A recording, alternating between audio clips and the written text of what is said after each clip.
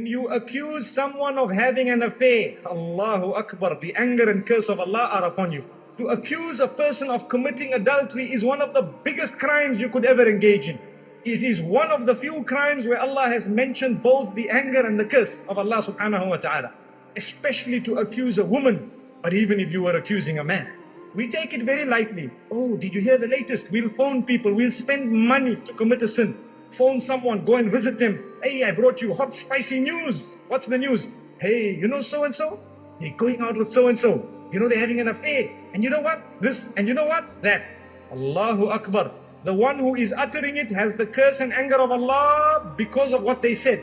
The one who heard it has also the curse and anger of Allah by association that is mentioned in the Quran. Why do you associate with those who have earned the anger of Allah? Ya ayyuhalladhina amanu la tatawallaw qawman ghadiba Allahu alayhim. O you who believe, never ever befriend or don't even find yourselves in the company of those who have earned the anger of Allah subhanahu wa ta'ala. Stay far from them. So when you know someone is accusing others, they are also from amongst those who are earning the anger. Listen to what Allah says in Surah An-Nur. Oh, those who accuse believing females of the sin of adultery, Allah says for them is the curse of Allah subhanahu wa ta'ala. Even on the day of Qiyamah, their hands and their feet and their body organs will bear witness against them, and Allah says we have cursed them completely. May Allah subhanahu wa ta'ala protect our mouths and our tongues, and may He make us from amongst those who can worry about ourselves. Nowadays the beauty is we tend to entertain stories regarding people we don't even know. And sometimes people want to feel important and they want to make minimum, or they want to make fair seeming the sin that they are committing by saying, well, everyone's doing it today.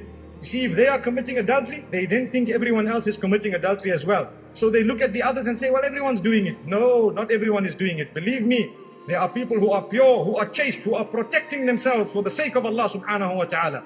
If you have made yourself cheap, may Allah protect us all. So a person who has a guilty conscience likes to accuse others and wants to make things cheap so that they can seem to be part and parcel of the rest of the ummah. Yet they are cursed by Allah subhanahu wa ta'ala. May we never ever do that. Then Allah subhanahu wa ta'ala speaks about someone who accuses his own wife. Allahu Akbar. A person who accuses his own wife, if he has seen with his own eyes but has no more witnesses, then they engage in something known as li'an. And li'an is a specific type of resolving this particular crisis, where the two will be separated on condition that they bear witness 4 times that they were speaking the truth, or that the man was speaking the truth and the female must say no, he is lying 4 times. The 5th time the man must say, may the curse of Allah be upon me if I am lying. And the 5th time the female must say, may the anger of Allah be upon me if he is telling the truth. Allahu Akbar. If that happens, if this li'an happens, both parties will be considered innocent and truthful. And we will close the chapter there, and then the female will then be considered truthful because it may have been a misunderstanding, it may have been something, whatever it was. But imagine, we are not allowed to mess our tongues with that. May Allah subhanahu wa ta'ala protect us.